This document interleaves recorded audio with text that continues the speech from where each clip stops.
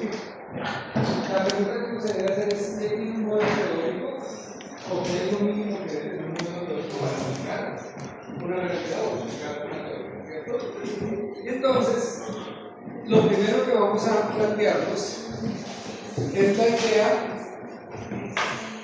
y ya ustedes lo han trabajado, lo hemos trabajado en la clase, de cuál es la tesis central del autor, ¿cierto?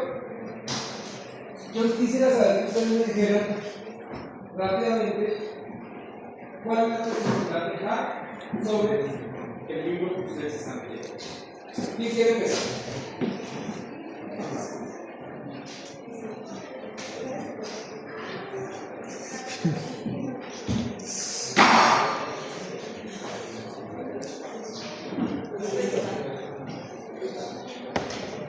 ¿Ah? ¿De ninguno? Bueno, entonces vamos a hacer el ejercicio otra vez. Para uno identificar una teoría, ¿cuál es la tesis central? Uno también debe identificar dos cosas que son importantes. La primera es los elementos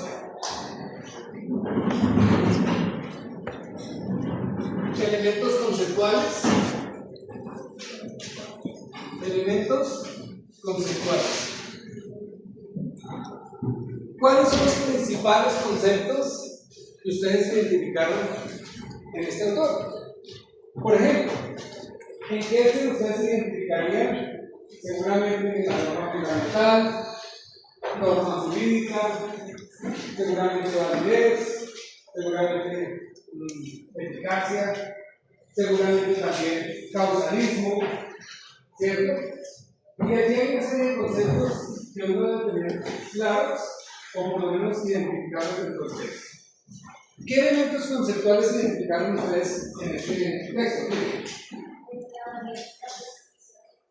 Entonces, el primero es validez y otro es justicia, ¿cierto? Bien. Reconocimiento. Reconocimiento. Tanto de los que están pequeños y reconocen las leyes como están todos los ciudadanos del concepto más político. Ok, ¿cómo le llamaríamos a ese concepto? ¿Perdón? Ajá, dime. Están también las reglas primarias, las reglas secundarias y la regla de reconocimiento. Listo, entonces, un sistema de reglas, ¿cierto? Regla de reconocimiento, ¿cierto?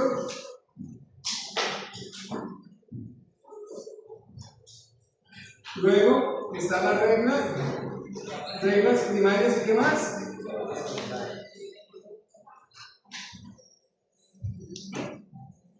¿Qué más? ¿Por acá me lo han dicho diferente? No sé, podría primero la aplicación de la justicia, porque la capacidad de la ley puede ser válida, pero puede ser eficaz. Eficacia.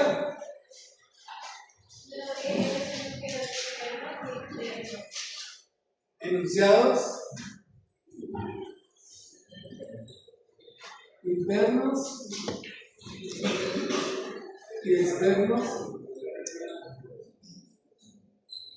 Norma jurídica. ¿Qué más? Dime. Dime. Criterios supremos. ¿A qué se refiere ese criterio supremo?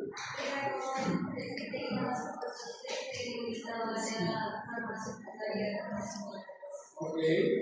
¿Qué más?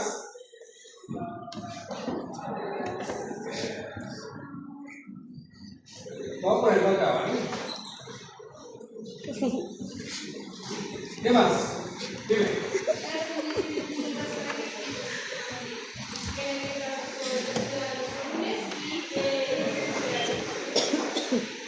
Entonces, ¿cómo le podríamos poner condiciones de posibilidad del sistema jurídico? ¿Listo? Condiciones previas, condiciones de La discrecionalidad jurídica. ¿Qué pasa con la discrecionalidad? Discrecionalidad. ¿Listo? Bien. Fíjense que acá tenemos algunos elementos conceptuales. Normalmente siempre ustedes van a ver un marco teórico, un marco jurídico, o una teoría o una explicación teórica, van a encontrar que los autores tienen su marco conceptual. Y seguramente ustedes identificaron, Kelsen habla de norma fundamental, Hart habla de. ¿Estamos tímidos? Tranquilos, ¿de qué? Algunos dirán, puede ser regla de reconocimiento, ¿cierto? Mientras habla de esto, Kelsen habla. Un segundo criterio que ustedes deben conocer siempre, ¿cuáles son los elementos?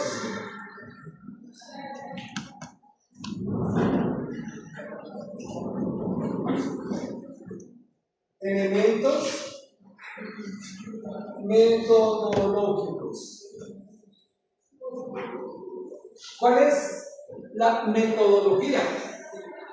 Y la metodología va a ser importante en todos los modelos teóricos porque siempre un modelo teórico va a tener una perspectiva metodológica. ¿Desde dónde construye y cómo construye su modelo de procesar el tema? Piensen ustedes en cuáles serían los elementos metodológicos.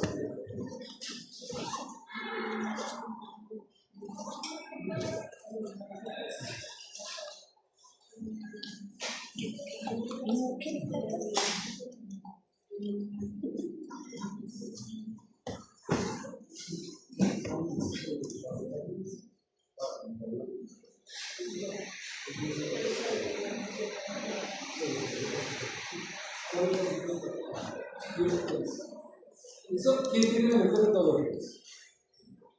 Ya ustedes vieron en Kelsen clarísimamente cuando Kelsen dice que se trata de una teoría general del derecho, ¿cierto? Eso es lo que dijo.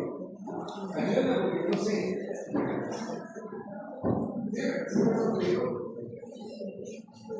Y que esa teoría general del derecho, esa explicación general del derecho, tenía un enfoque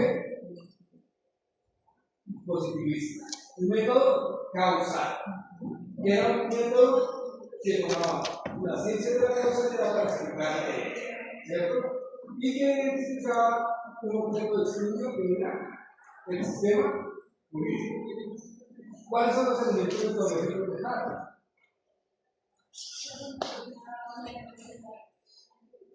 La obligatoriedad de la norma jurídica, yo creo que eso estaría en las normas jurídicas, ¿cierto? Y aquí ustedes empiezan a identificar, para estos autores existen diferentes sistemas normativos, ¿cierto? Hay sistemas normativos que son sistemas de normas culturales. Hay sistemas normativos que son sistemas de normas, por ejemplo, sociales. Hay sistemas normativos que son sistemas de normas religiosas. Pero para la gran mayoría de los teóricos, todos esos sistemas normativos se diferencian del derecho porque el derecho tiene un propio sistema de normas también. Por lo tanto, cuando se habla de normas, uno les podría decir qué tipo de normas: social, cultural, étnica, religiosa, moral. ¿Y cuál es el sistema jurídico? Las normas del sistema jurídico. Entonces, ¿qué es lo que caracteriza las normas del sistema jurídico? Y es su exigibilidad, que tiene un grado de exigencia, de obligatoriedad. Yo puedo articular una sanción moral para particular en cumplir la norma moral. Y ustedes digan, y hasta me pulen, ¿cierto? Y hasta me escrachen. Pero seguramente no podrían exigir un comportamiento distinto. Porque yo digo, a mí no me cambia nadie que yo soy interno. Pero en cambio, una norma jurídica, cuando yo incumplo un contrato, me pueden obligar a cumplirlo a través de una orden. ¿Y qué es lo que hace que esa orden sea obligatoria? Esa legitimidad y la validez de la norma, ¿cierto? Y por lo tanto, las normas jurídicas son obligatorias y las puedo exigir a través de la fuerza o el poder del Estado. Entonces, las normas jurídicas son un tema de obligatoriedad. Entonces, por ejemplo, a mí me sorprende, por ejemplo, esa facultad cuando hay estudiantes, personas de la facultad, que dicen, es que se va a hacer así, así, así, es una exigencia. Y uno llega y dice, pero la norma dice que eso no se puede hacer. Entonces, pero una cosa es el derecho y otra cosa es la política, eso es lo que se dice. Sí, pero ni siquiera la política puede ir en contra de las normas jurídicas. Porque ustedes me pueden obligar a hacer algo. Y yo digo, no lo hago. Y ustedes me hacen sanción social. ¿Sí? Pero cuando yo vaya al proceso disciplinario, digo, yo no lo hago porque no estoy obligado a ello. ¿Vale? Imagínense lo que me pasó en una clase.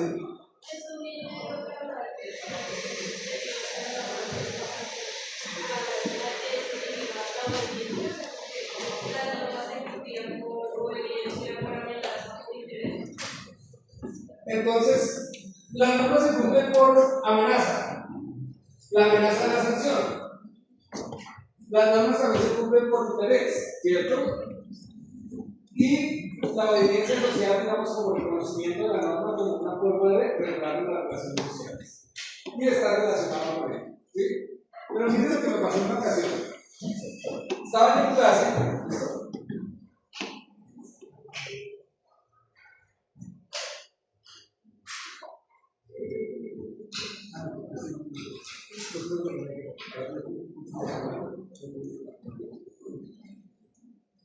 Está bien.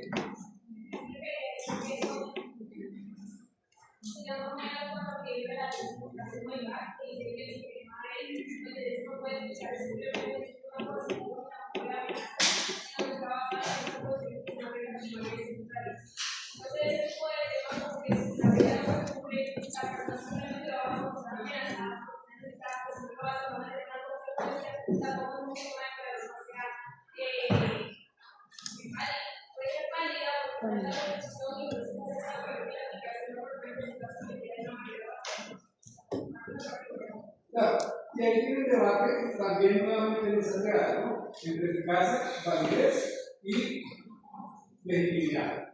Porque puede que yo desconozca una norma, aunque sé que esa norma puede implicar para mí una sanción.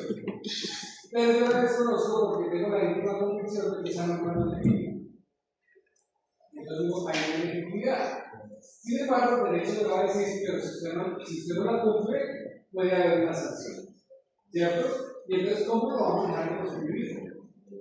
Bien, fíjense lo siguiente. Estando yo en una clase, me golpean, entran los chicos y entran y dicen a un chico, usted se tiene que salir. Y yo, ¿perdón? O sea, entran a mi clase y van a sacar a un estudiante. Dicen, sí, profesor, porque él está vacunado, él está escrachado, él es un abusador, está. Entonces yo dije, no, mientras esté en mi clase, nadie va a sacar a nadie, a no ser que alguien llegue con una orden de una autoridad competente y me diga que tiene que sacar. Y entonces inmediatamente, pues nos paramos duro.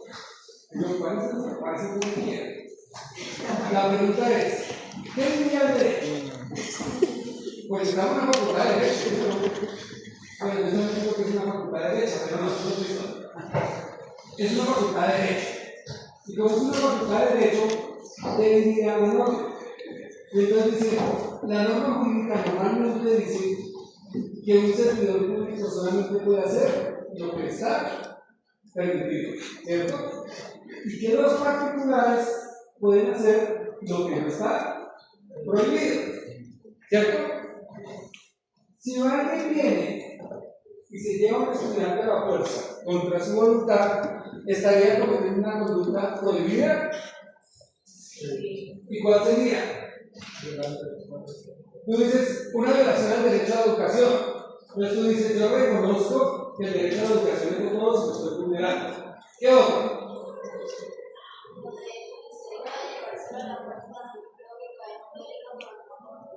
Tú dirías, está violentando la libertad de una persona de estar donde quiere, como quiere. Y por lo tanto hay una violación a la libertad individual. Y eso se llamaría un procedimiento ilegal. Pero la persona que vive en Osaka estará pensando en el procedimiento ilegal como amenaza de pena, o está pensando en imponer una sanción de acuerdo a un sistema de normas. Dice, yo tengo un sistema de normas en el cual voy a exigirlo y vengo acá y impongo eso. Pero el derecho le va a decir, hey, es un motivo. Profesor, ¿usted qué va a hacer? Uno como profesor podría decir, sáquenlo. Eso es problema de ustedes responden y aquí no ha pasado nada. La pregunta es, ¿eso sería justo? Segundo, ¿yo estaría actuando correctamente? Y entonces ustedes dirían, profesor, usted tiene la obligación de ser el garante del cumplimiento de las normas en el aula de clases. Entonces, por ejemplo, cuando les digo, yo quiero que este sea un espacio seguro para todos y para todas, donde todos puedan opinar, puedan pensar libremente, les estoy dando un marco normativo de actuación.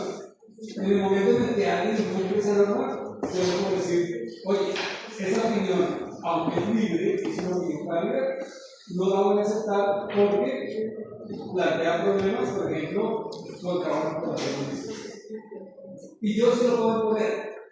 Bueno, ¿qué pasa pues en ese caso? Me dice el profesor, es que si usted no saca al estudiante, usted está a favor de él. Y yo no lo voy a sacar, ¿saben por qué? Porque no hay ni autoridad competente que vaya a ordenar, y yo, siendo autoridad competente para poder sacar a un estudiante, tengo que hacer un debido proceso. Y como él no cometió lo que he hecho acá en el salón, hoy, en esta clase, pues yo no puedo aplicar una sanción porque sería abuso del poder. Entonces, fíjense que a pesar de que hay un debate aquí, social, político, también hay unas normas jurídicas que dicen, hay una validez del derecho, ¿cierto? Hay una legitimidad del derecho y hay una eficacia del derecho que debe estar en armonía. ¿Cómo lo pensamos desde el punto de vista del positivismo? Entonces ya digan algunos, si la norma no lo permite, usted no lo puede sacar, no lo sabe. Pero inmediatamente alguien diría, profe, entramos en desobediencia civil. Y entonces piensen ustedes, el 50% del curso se para y dice, si usted no lo saca, nos vamos nosotros. Y dicen, ¿por qué? Porque nos declaramos en desobediencia civil. La pregunta es, ¿cómo lo resuelve el derecho? Porque desde el punto de vista político es un impacto político, ¿cierto? Pero desde el punto de vista jurídico, ¿qué pasaría? Digo. Entonces, bajo todas las estructuras, como voy hablando de lo que es el pluralismo jurídico, donde están las leyes y algo que la gente hace con sus propias normas, que también tiene efectos, pero no hacen parte del derecho. Muy bien. El positivismo jurídico del que estamos hablando podría resolver el problema del pluralismo jurídico. Pluralismo jurídico. Porque piensen lo siguiente, estamos en un país con 97 grupos étnicos reconocidos por el Ministerio. Y yo creo que 100 y pico se reconocen oficialmente. Y si yo voy a donde los Guayú y digo, yo quiero vivir aquí con ustedes, quiero ser parte de la comunidad, los Guayús me van a decir, bueno, primero me dirán, aprenda Guayumequi y hablamos. Y me van a decir, Guayuquia, después ya yo de lo que soy. Pero después de que me digan eso, y yo empiezo a estudiar y a prepararme, me digan, usted tiene que comportarse de tal manera y contarse ser jurídico. Y yo les digo, no. Hasta allá sí no. Porque yo traigo mi sistema de normas y me comporto como mi sistema de normas. Y me dirían ellos que vas de acá, porque acá el que llega tiene que comportarse conforme a nuestras normas jurídicas. Pero ustedes bajan un poquito más a la Sierra Central de Santa Marta y los salvados tienen otro sistema jurídico. ¿Cierto? Pero bajan un poquito más y van a encontrar otro y otro grupo, y así van a encontrar diferentes sistemas jurídicos y todos conviven. Son unas circunstancias bien complejas. Por ejemplo, ¿saben ustedes que hay comunidades indígenas que castigan a quien cometa un hecho que cause daño social con fuerte? Y entonces dicen, sus acciones son 10 puertazos. en la plaza pública donde todo el mundo ve. Y además tiene que desfilar circo por el. Y entonces nosotros desde acá nos rasgamos las vestiduras. Violación de los derechos humanos, violación de la dignidad humana, violación de una pena constitucional, una pena proporcional al daño. Y ellos dicen que esto es lo que nos ha mantenido como comunidad durante toda nuestra historia. Y entonces, ¿cuál es su regla de reconocimiento? ¿Cuál es su regla primaria? ¿Cuál es su regla secundaria? ¿Será que el positivismo nos alcanza a resolver todo eso? Porque el positivismo es que nosotros estamos bajo un sistema jurídico que reconocemos y con el cual actuamos. Y entonces decimos, no, el positivismo jurídico no sirve de todo. Un caso sencillo. Llega un tipo que es indígena, llega a un pueblo, se relaciona con algunos tipos digamos, algunas, blancos, profanos, ¿se acuerdan? Y él llega a ese pueblo, se relaciona con ellos, y uno de los tipos que está ahí es un poquito culinero, le hace uno. Y empieza a molestarlo, y empieza a empujarlo, y empieza a pegarle, a decirle, ¿qué? Entonces, ¿qué? Indio. Y hacerle así en la cabeza, a hacerle como. ¿Cómo se llama eso? Medio. Hacerle medio. Se dice haciendo medio. Hacerle medio, en la cabeza. Y está haciendo eso, y el joven indígena se siente humillado, bravo, porque dice, primero tenemos que tocarle la cabeza y en el pueblo eso sería una simulación. Y eso es contra el menor. Y un momento a otro, el indígena se le olvida dónde está, se para con una botella y ¡pum! Lo mata. Lo mató. Y la pregunta que se hacen es, ¿hay que condenarlo por homicidio? Y él dice, no, yo actué en el marco de mi cosmogonía, de mi ethos cultural, y mi reacción fue natural porque en mi comunidad eso no se había soportado. Y yo era la primera contacto que tenía con esta gente, y llega este y me hace esto, yo tengo que reaccionar. Y yo reaccioné como lo haría cualquier persona de mi comunidad. ¿Qué diría el positivismo jurídico?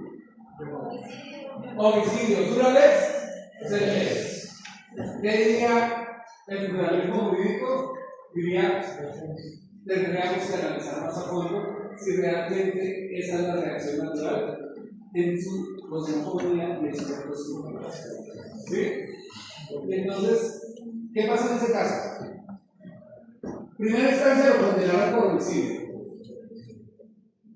Alegaron legítima defensa. Yo creo que el abogado se equivocó ahí porque alegaron legítima defensa y el juez dijo, no hubo legítima defensa, hubo exceso de la legítima defensa, pero es homicidio. Segunda instancia, el juez dijo, eso no se resuelve de otra manera, continuó.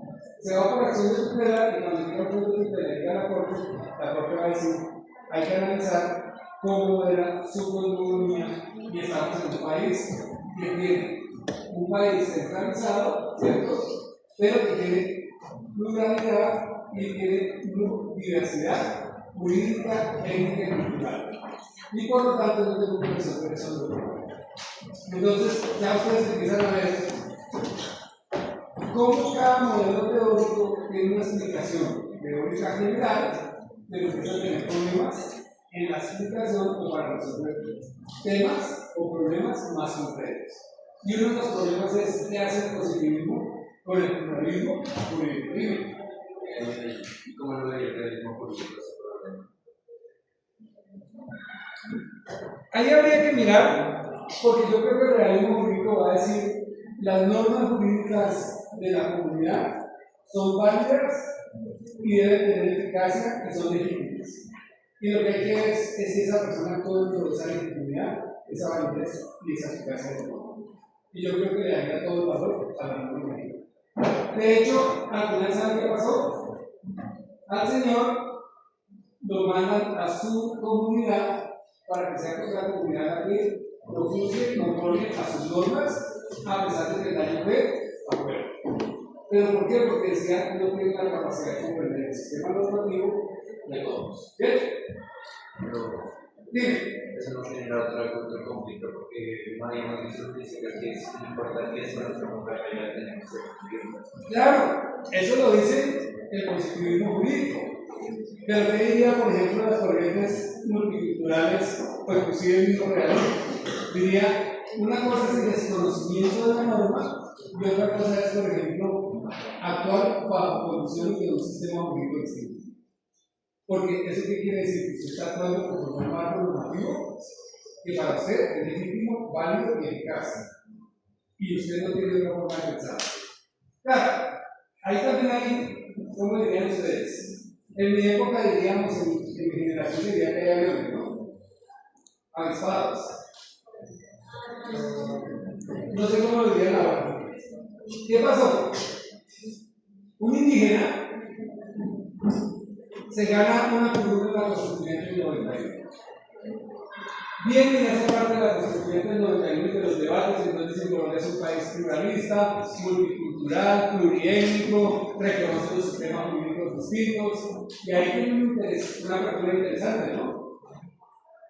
Después se vuelve político, después es concejal de Bogotá, después es personero de Bogotá, y después de muchos años de estar en la vida política, descubre que el tipo es un corrupto y que se había cogido mucha plata de muchos contratos. Y cuando lo van a juzgar, les dice: a mí no me pueden juzgar ustedes porque yo soy indígena, me tengo que juzgar mi comunidad. ¿Sí me entiendes el problema que plantea el tipo? Y entonces dicen todos los jueces y equipos todos.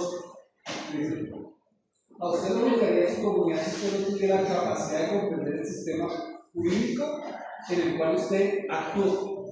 Y usted lleva 10 años, 15 años viviendo bajo este sistema jurídico, ha sido autoridad en ese sistema jurídico, usted no puede decir que actúa conforme a uno. Etos cultural diversos, ¿cierto? Y entonces, ¿qué dice? Se le da reconocimiento a su norma jurídica, a su sistema jurídico. Pero aquí usted no actuó conforme a ese sistema jurídico, ¿perfecto? Y lo vamos a buscar y lo metemos en la casa. Y él decía que eso no lo había hecho. Lo habían buscado en contra de su sistema normativo. Elementos metodológicos, piénsenlo.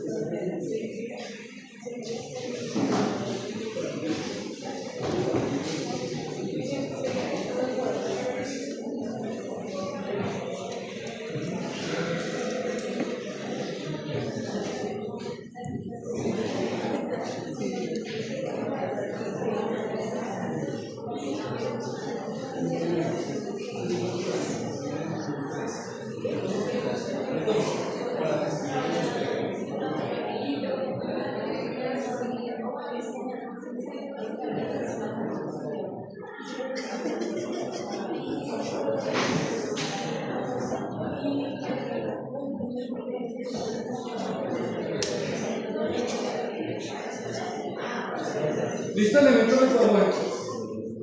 Dime. Tú dices el derecho comparado.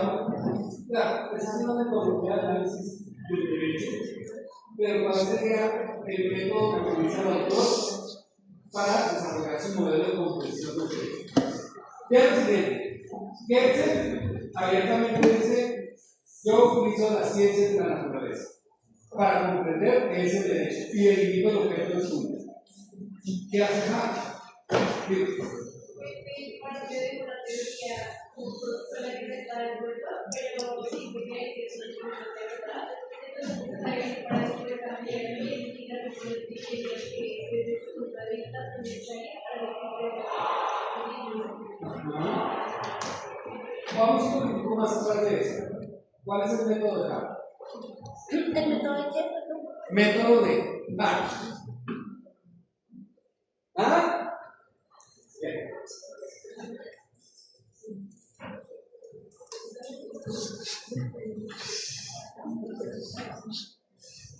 Preguntas.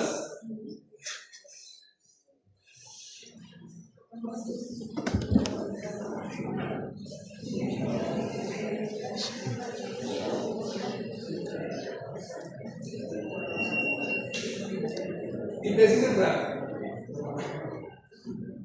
Como yo mañana a esta hora estaré sobre el Atlántico, rumbo al norte, y son 2 semanas. En estas 2 semanas ustedes van a dar clase con 4 profesores distintos. De hecho, van a ser 5, porque la sexta clase también tiene un profesor diferente. Yo quiero pedirles 2 favores. Uno, todos esos profesores, aunque ustedes los vean jovencitos, son muy buenos, y por el hecho de que sean inclusive padres suyos, ustedes tienen que escucharlos. Y sobre todo, aprender lo que les van a compartir. Quiero que les presten mucha atención y por lo tanto, las clases que les van a dar entran en el examen parcial. ¿Listo? Y en segundo lugar, quiero que ustedes pueden hacerlo, vamos a empezar hoy. Pueden ser de 3 personas, máximo 4, pero si son 4 les voy a hacer más exigente el ejercicio. Y es que ustedes van a tomar los elementos conceptuales, que pueden ser estos y más, van a identificar los elementos metodológicos, van a identificar preguntas relevantes que les surgen del texto, por ejemplo, la pregunta de cómo resolvería Hart las tensiones en un sistema jurídico pluralista o con el pluralismo jurídico. Y finalmente, ¿cuál es la tesis central? Lo van a sacar de toda la obra de Hart. Sí. Y lo van a comparar con Kelsen. Entonces van a coger nuevamente a Kelsen y van a decirme cuáles son los elementos conceptuales de Kelsen, en cuáles coinciden, en cuáles difieren, ¿cierto? O en cuáles tiene uno y cuáles no tiene el otro. ¿Sí? Entonces, por ejemplo, norma jurídica. ¿Qué dice Kelsen sobre las normas jurídicas? ¿Qué dice Hart sobre las normas jurídicas? ¿Qué dice, por ejemplo, sobre la norma fundamental de la regla de reconocimiento? ¿Qué dice, por ejemplo, sobre la validez cada uno de estos autores? Y van a hacer una comparación entre los 2 autores. Hay temas que Hart desarrolla que no lo hace Kelsen. Y hay otros temas que desarrolla Kelsen que no lo hace Hart. ¿Listo? Y por lo tanto, el ejercicio va a ser que ustedes van a descubrir los elementos conceptuales, los elementos metodológicos y van a crear como mínimo cada grupo. Vamos a hacerlo de la siguiente manera: 3 preguntas por persona del grupo. Si son 4, me tienen que hacer 12 preguntas. Por lo tanto, por eso quiero que sean solo 3. Lo ideal es que fueran parejas, pero si son 3, por lo menos tienen que crear 9 preguntas si son 3. Si son 2, 6 preguntas. No quiero que lo hagan solo. Douglas, en ese caso, ¿cómo trabajaría?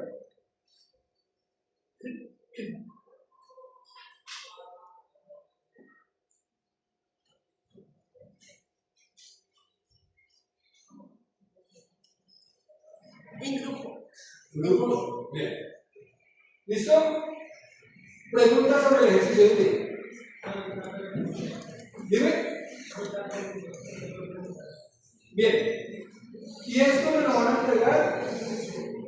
¿Cuál es el primer miércoles? Creo que es el 10 de junio. ¿Qué día es el 10 de junio, por favor?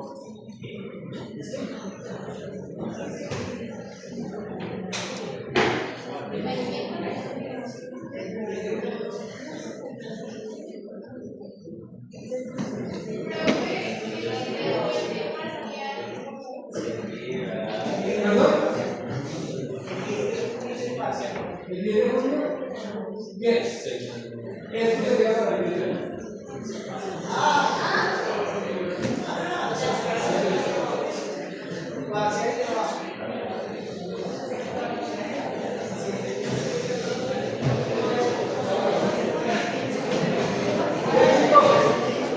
Chicos, no se angustien.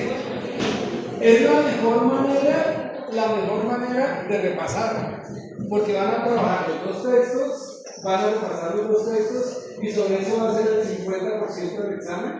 Entonces usted dice, el profe ya nos regaló la mitad de la nota. ¿Sí o no? El otro 50% son preguntas abiertas o cerradas que van a responder acá. Pero fíjense que la mejor manera de comparar y de trabajar para el parcial es esta. Y entonces es lo que yo quiero, ¿listo? ¿Vale? Ya no es el capítulo que tenemos, sino ya todo el libro. Ahí está bien. ¿Listo?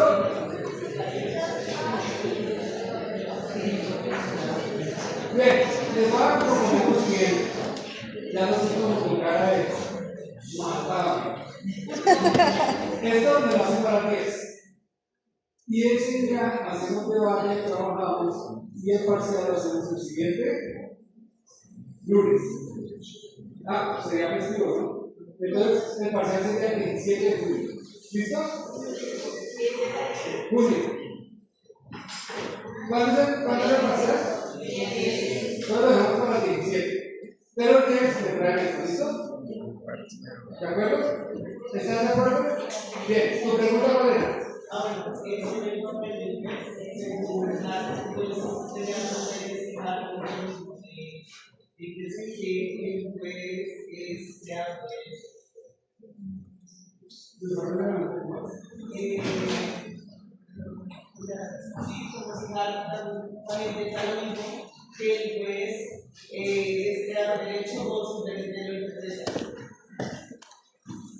Bien. Ese puede ser un elemento conceptual adicional. Y es cuál es el papel del derecho, cuál es el papel del juez, cuál es el papel de los jueces y cuál es el modelo de interpretación. ¿Vale? Y ya lo hacemos en esta sesión. ¿Listo? Bien, ¿qué más?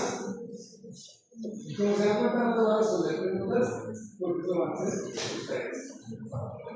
¿Listo? Bien, chicos, entonces nos vemos. Voy a empezar a trabajar ya.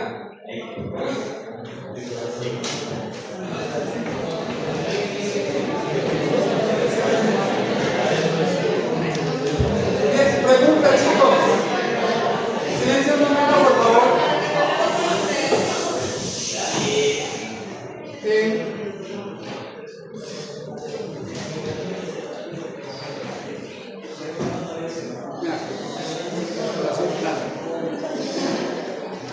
La cuestión es la siguiente. Douglas está en nuestro curso y Douglas tiene que hacer un grupo o tiene que trabajar con un grupo. ¿Podrías, por favor, explicarnos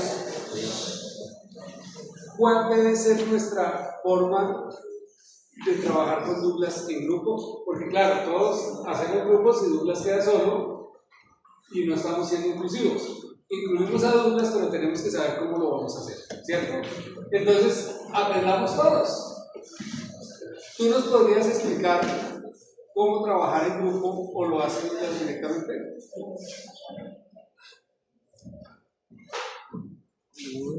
Ahora, no es que Douglas vaya a decir que ustedes trabajan y yo los veo.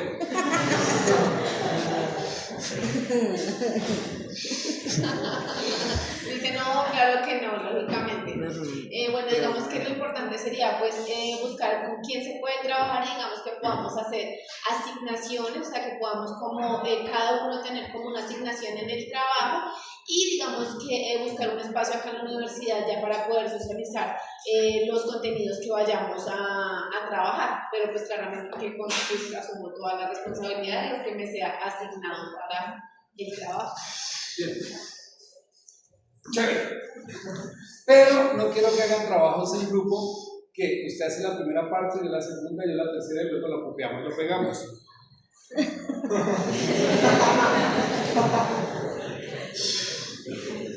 ¿Cuál es la gracia de un trabajo en grupo y un trabajo que nos permita mejorar? Por favor, un minutito. Es normal que en la universidad y en algunos casos en los trabajos nos dividamos los temas. Usted es el primer tema, segundo tema, tercer tema y ya. Pero la vida profesional no funciona así. Piensen en lo siguiente. Me llega a mí un caso y este caso fue bien interesante Yo creo que en algún momento se los conté, pero este caso básicamente era lo siguiente. Un señor llega a nuestra oficina y nos cuenta que necesita un abogado penalista que le ayude porque resulta que lo están investigando por actos sexuales abusivos, agravados. Cuando uno escucha ese tipo penal, uno como abogado penal dice, ay, a mí ese tipo de procesos me da pereza. Pero todos los ciudadanos tienen derecho a una defensa. Y yo no puedo hacerle mal al cliente, al ciudadano, a la persona que está sintiendo aflicción, dolor, que está siendo perseguida por el Estado. Y le decimos, ¿qué pasó? Y el tipo nos cuenta la siguiente historia. Dice, yo estoy en proceso de separación de mi esposo y tenemos una empresa. Esa empresa yo ya la tenía antes de irme a vivir con ella, pero con ella ha crecido bastante. Y en este momento que nos estamos separando, hemos tenido demasiado conflicto. Y ella, en este momento, con sus hermanos, me está acusando por acto sexual abusivo con menor de 14 años, con sus hermanos. Y que quieren que yo les dé mi parte de la empresa y que dejan así. O si no, pues que se van con toda y me meten a la cárcel.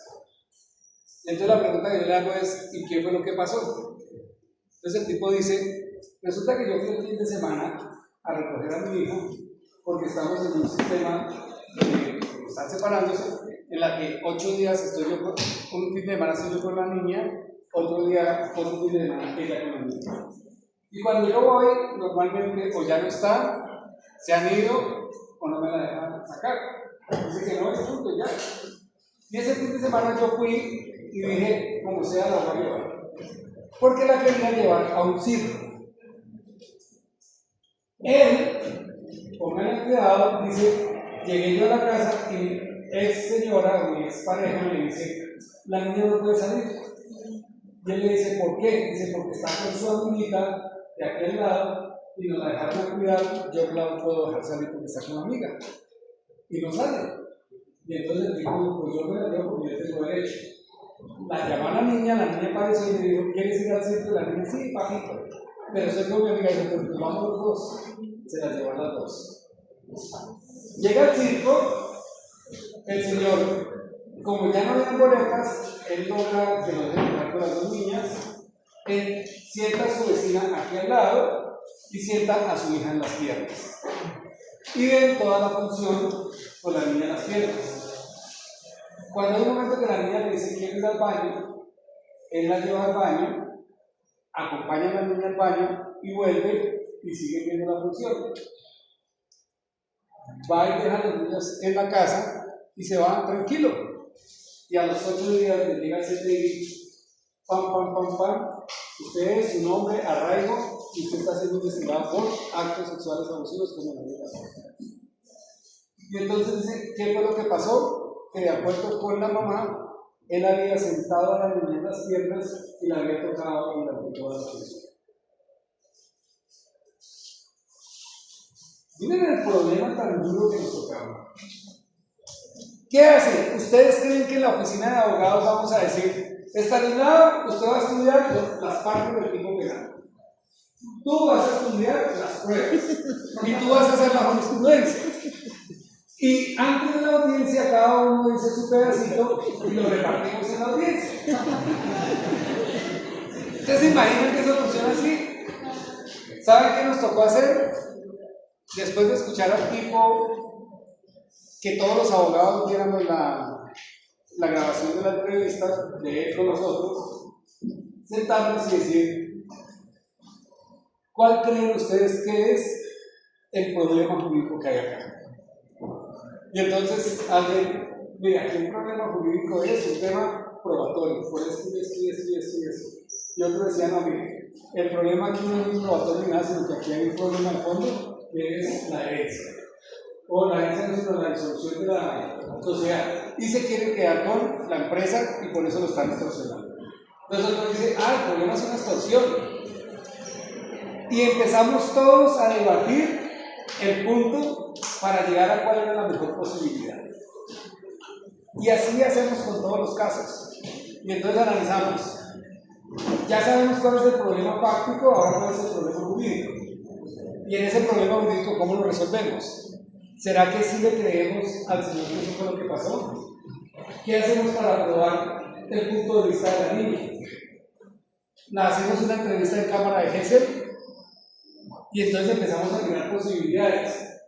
Y seguramente ustedes ninguno sabe qué es una cámara de Gesell. ¿Algunos ya cometió delitos? Desde los 14 años son responsables, ¿no? ¿Cierto, Douglas?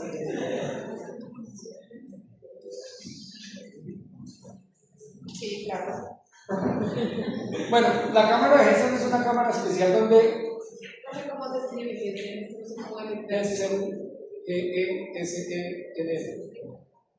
La cámara de Gesell es como una especie de recámara donde un psicólogo o psicóloga hacen una entrevista a los niños y niñas para obtener información sobre un hecho en el que los niños han sido víctimas y que pueda servir de testimonio o que pueda servir de prueba. Y aquí, entonces decíamos nosotros, hacemos eso, pero para eso necesitamos un perito. Y entonces encontramos otra variable. ¿Qué necesitamos para esta defensa? Un psicólogo forense, un psiquiatra forense, un contador forense. Y ahí fue que entre más cosas necesitábamos, más incrementaba la cuenta. Pero eso solamente se puede lograr con trabajo en equipo. Entonces, esto es para decirles, no vayan a hacer lo que propone Douglas. Cada uno hace su parte y después nos reunimos y cuadramos. No. Y ahí es donde está la dificultad, Douglas. Y es, yo quiero que ustedes trabajen individualmente y después colectivamente, construyan colectivamente. Porque eso es lo que se hace en la vida real. ¿Vale? Por ejemplo, en las salas de la corte. En la corte hay un juez que es ponente y otros dos jueces que le hacen sala. Casi siempre el juez ponente lleva el proyecto, los que le hacen sala lo leen y aportan a la ponencia. ¿Sí? Pero hay casos donde los debates son intensos. Y son debates donde un magistrado dice una cosa, el otro dice otra, otro propone otra cosa. Y al final toman decisiones y así se escribe la ponencia. Fíjense que no es trabajo de yo hago una partecita, usted la otra y usted la otra. Sino que trabajo en equipo implica diálogo, puntos de vista y construcción colectiva. Ese es el mejor escenario que quiero que ustedes lo pongan en claro, ¿vale? Y eso es lo que busco. Entonces ahora, Douglas, en ese caso, ¿qué hacemos? Igual, ¿no? Sí, profe, lo mismo. ¿Listo? Bien, chicos. Pueden hacer un buen trabajo, pueden empezar.